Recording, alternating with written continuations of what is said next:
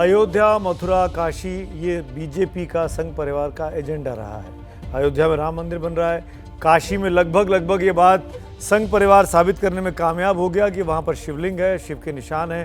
अब पूरा का पूरा फोकस मथुरा की ओर आ गया, यानी कृष्ण जन्मभूमि की तरफ।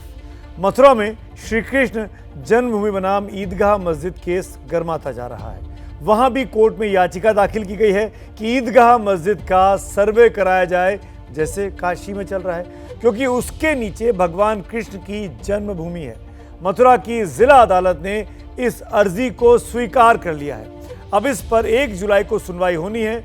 मेरे सहयोगी रविकांत लगातार 2-3 दिनों से मथुरा में डेरा जमाए हैं, वहां की तहकीकात करके आए हैं, ये समझने की कोशिश की है कि आखिरकार मथुरा का ये मामला कितना ज्यादा संजीदा है। काशी के ज्ञानवापी की तरह यूपी के मथुरा में एक तरफ कृष्ण मंदिर है और दूसरी ओर शाही ईदगाह। लंबे समय से हिंदू पक्ष कृष्ण जन्मभूमि से ईदगाह को हटाने की मांग कर रहे हैं और मथुरा की जिला अदालत ने आज बड़ा फैसला सुनाया है।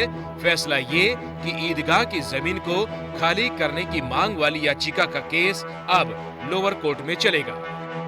केस को सुनने की वो अलाउ हो गई है। हमारे साथ ब्रजेश कुमार अग्रवाल हैं, जो कि Ranjana Agnihotri and other case में वकील हैं यहाँ पे। सर, क्या कुछ आज अदालत ने कहा है?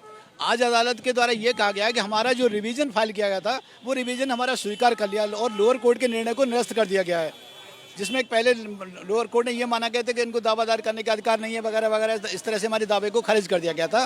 लेकिन आज हमारे न्यायालय के द्वारा सिविल जज सीनियर डिवीजन के जो आदेश हुआ उसको निरस्त करके माननीय जनपद न्यायाधीश के द्वारा हमारे रिवीजन को स्वीकार कर लिया गया है। पूरे मामले को इस तरह समझिए, जिला अदालत ने एक रिवीजन पिटीशन स्वीकार की है। इस याचिका में 2.37 एकड़ जमीन ईदगाह से मुक्त कराने की मांग है। ये याचिका पहले एक निचली अदालत से खारिज हो गई थी, लेकिन अब जिला अदालत ने कहा मामले को निचली अदालत में चलाया जाना चाहिए। जिला जज कोर्ट में जैसे ही फैसला आया, शाही ईदगाह पर हिंदू और मुस्लिम पक्ष के बीच बहस छिड़ गई और सदा की तरह AIMIM वाले ओवैसी इसमें कूद पड़े। जो अब कोर्ट का ऑर्डर आया है वो भी 1991 एक्ट के खिलाफ है, वो भी सुप्रीम कोर्ट की जजमेंट के खिलाफ है। कैसे आप देते हैं, कैसे आप डिसाइड करेंगे कि वो जगह पे जन्म स्थान की जगह है नहीं है? जब 2 कम्युनिटीज एग्रीमेंट कर लिए, फिर 91 का एक्ट है, सुप्रीम कोर्ट का एक्ट है, आप बताइए फिर क्या हो रहा है?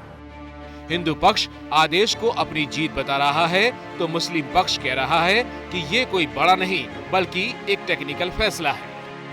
एक ऐतिहासिक निर्णय दिया गया है। डीजे महोदय ने माना है कि लोअर कोर्ट के द्वारा जो राइट टू सू यानी बात प्रस्तुत करने के अधिकार को वंचित किया गया था, वह आदेश अगेंस्ट लॉ है, रिवीजन स्वीकार किया गया है और लोअर कोर्ट में मुकदमा आगे प्रोसीड करेगा। भाई, उनका जो मुकदमा खारिज हुआ लोअर कोर्ट में, वो अपने जनपद न्यायाधीश के यहाँ आए, वो रिवीजन में ये तय हुआ। जनपद न्यायाधीश ने कोई ऐसी बात अपने ऑर्डर में नहीं कही है कि फाइंडिंग के उनको कोई राइट दे दिया हो या उनको कोई मालिकाना हक मिल गया हो या उनको कोई ये कह दिया हो कि आपको साहब का जीत हासिल हो गई। मथुरा में श्री कृष्ण जन्मभूमि मामले में अब तक 11 याचिकाओं पर केस चल रहे हैं। यहाँ मथुरा में करीब 11 एकड़ पर श्री कृष्ण जन्म स्थान मंदिर बना है, जबकि 2.37 एकड़ जमीन पर शाही ईदगाह मस्जिद है। दावे ये है कि शाही इमाम मस्जिद हिंदू मंदिर के हिस्से को गिराकर बनाई गई, इसलिए इस जमीन को भी खाली कराया जाए।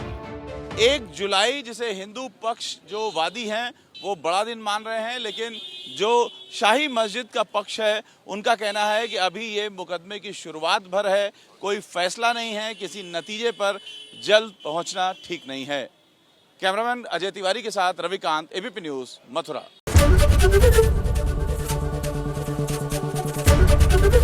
ABP न्यूज़ आपको रखे आगे।